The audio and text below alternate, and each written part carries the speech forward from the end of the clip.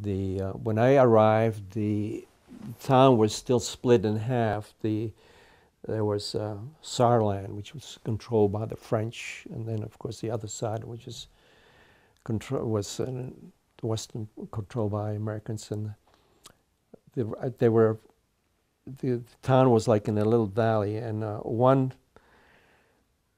one side there were the Americans, the other side were the Germans, third side were the French, and the fourth side were the Canadians.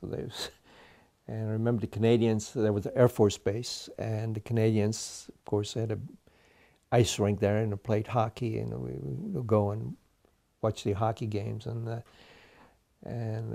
Canadians tend to be quite rough, and they would play mostly German teams, and Germans didn't like that very well. They always would cry, "Fui, fui," when the Canadians played rough. But when I arrived, my sergeant said, "Well, you're the teletype operator." I've never saw a teletype in my life, and I was taught by the, I think, WACs, the women. There were about another town called Pirmasens, but via the teletype, they would teach me how to work the teletype. I became quite good at it, and I became the operator for the base. And we had that was fun duty, I must say. It was some of the best time of my life. We had quite a bit of money those days, and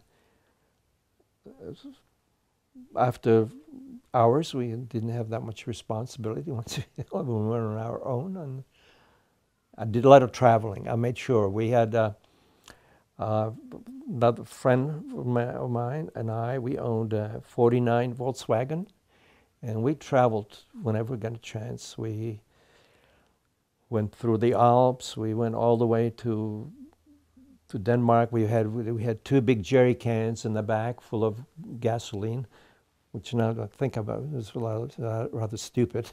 But we made it all the way to Denmark, just never buying a gas.